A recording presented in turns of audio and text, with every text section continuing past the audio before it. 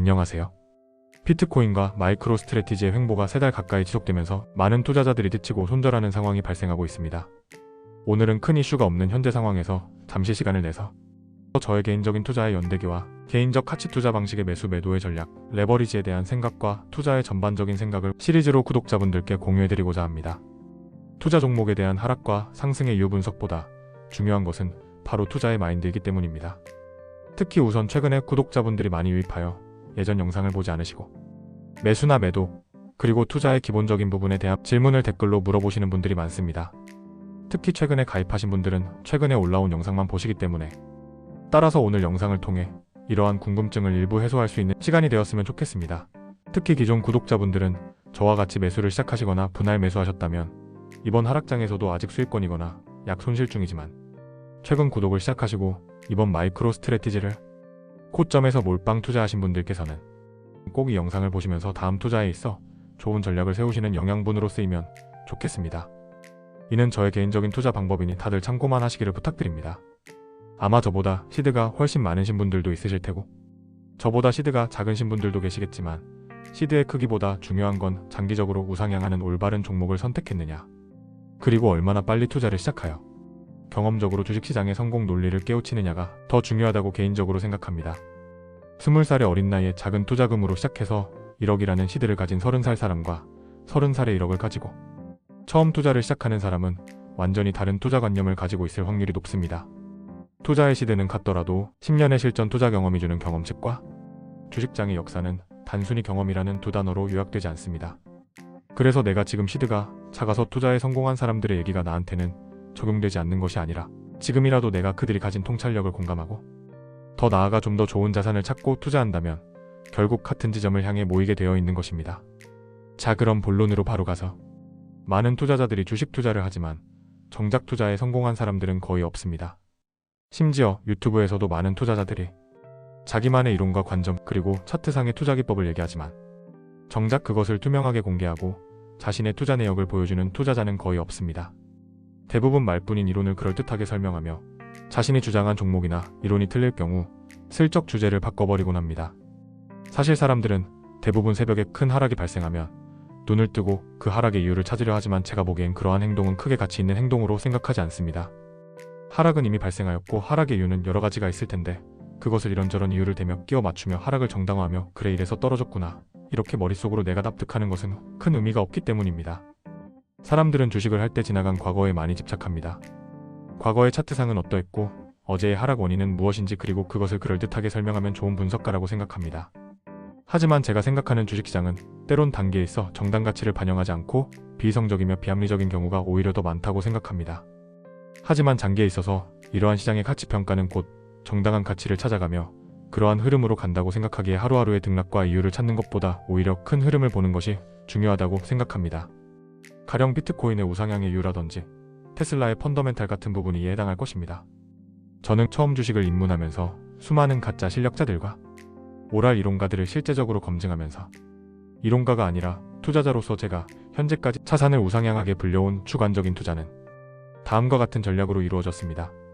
첫째, 지금까지 기업이나 해당 분야의 펀더멘탈과 외부 환경 변화를 종합적으로 인식하여 향후 미래의 유망한 자산이나 기업, 지수를 발굴하는 일입니다. 이는 기업의 세밀한 분석을 기반으로 직관적 통찰력이 필요한 조건입니다. 둘째, 이렇게 좋은 종목을 발굴하였다면 해당 종목에 투자를 하는 것입니다. 이때 중요한 것은 해당 주식이 상승할 때 사는 것이 아니라 모두가 저평가라고 외치고 비관론이 팽배할 때 해당 주식을 매수하는 것입니다.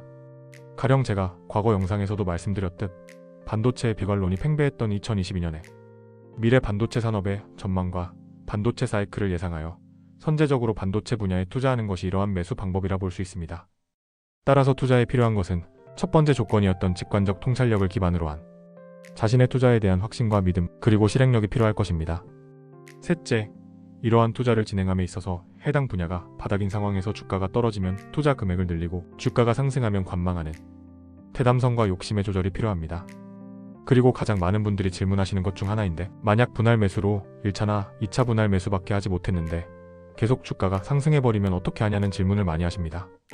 이에 대한 답변을 위해서는 우선 추세 추종 투자와 하락시 분할 매수로 접근하는 장기 가치 투자, 즉 평균회귀 투자의 방식에 대해서 알아볼 필요가 있습니다.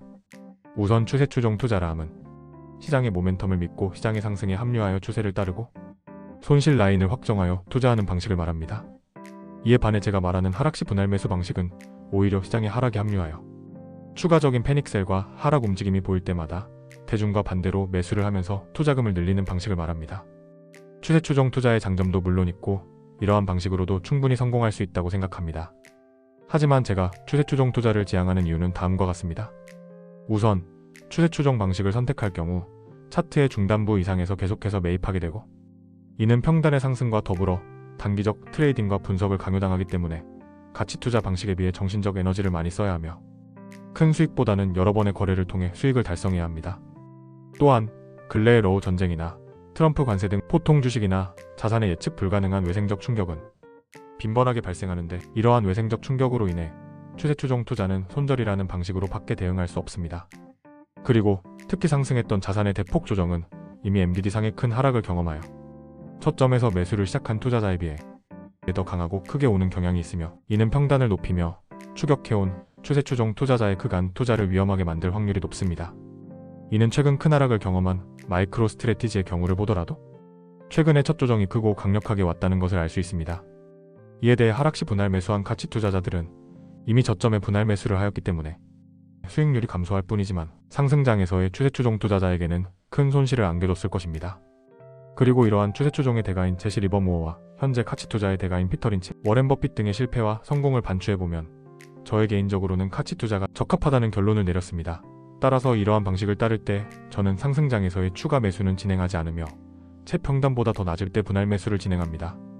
이에 대해 적은 수량으로 아쉽지 않냐는 반문을 할 수도 있으나 자산이 꾸준히 잃지 않고 시드상으로는 작지만 우상향한다는 것과 좋은 투자 자산은 계속해서 존재한다는 것, 그리고 좋은 자산이라도 조정과 횡보 하락을 겪으며 좋은 투자 기회를 다시 준다는 것을 생각해 본다면 크게 아쉬워할 필요는 없다고 생각합니다. 이러한 가치 투자를 시작하기에 앞서 저는 다음의 조건을 만족하는지 반드시 확인합니다. 1. 해당 종목은 고점 대비 30% 이상 하락한 시점인가? 이 해당 종목은 현재 장단기 우상향이 예상되며 단기 외부 악재에도 펀더멘탈에는 문제가 없는가? 3.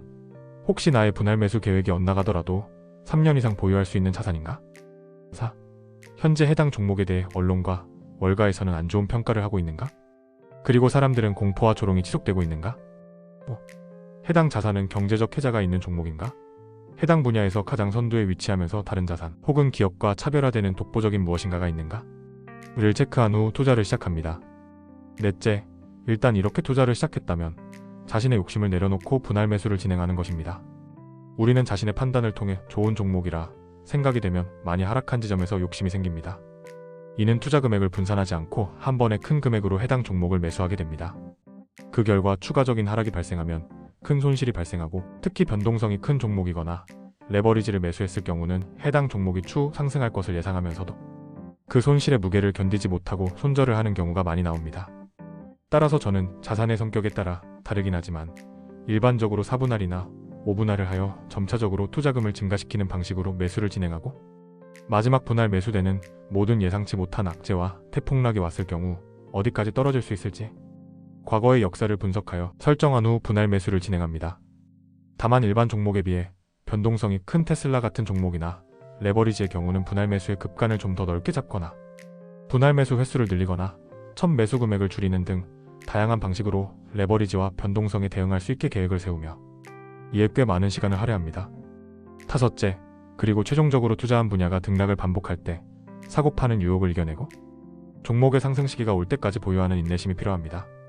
특히 주가가 상승하기 시작하면 원래 매수했던 가격까지 올 경우 많은 투자자들이 또다시 하락이 두려워 본전에서 매도를 하면서 그간의 투자 기간을 매몰 비용으로 날려버리는 행동을 합니다. 가치 투자의 중요한 부분은 내가 목표한 자산의 가치에 이르기 전까지 절대 자산을 매도해서는 안 됩니다. 오히려 자산을 높은 가격에서 매수를 시작한 것보다 상승의 시점에서 일찍 파는 것이 수익률 측면에서는 오히려 더 큰 독이 될 수 있다고 저는 생각합니다. 정리하자면 이러한 5가지 조건을 한 가지도 빠짐없이 만족해야만 큰 수익을 볼 수 있는데 이러한 조건들은 상호 다른 특성이 있어서 이 조건들을 모두 충족하며 투자를 하는 투자자는 거의 찾기 어렵습니다. 가령 주가가 떨어지면 매수량을 늘리는 대담성을 가진 투자자나 자기 확신과 직관적 통찰력을 가진 투자자는 그 대담성으로 인해서 분할 매수를 하지 못하는 경우가 많으며 인내심을 가진 투자자의 경우 보통 꾸준하고 안전지향적인 성격이 커서 주식이 하락할 때 과감히 매수할 수 있는 대담성을 가지고 있지 못하거나 미래유망한 투자 종목보다는 배당주나 변동성이 작은 지수 투자 성향을 가지고 있기도 합니다. 따라서 우리는 만약 추세추종이 아닌 가치 투자를 지향한다면 저 5가지 조건들 중에서 내가 내재적으로 가지고 있는 조건은 무엇인지 인식하고 내가 지키지 못하는 조건에 대해서 끊임없이 노력하고 관점을 변화해야 합니다.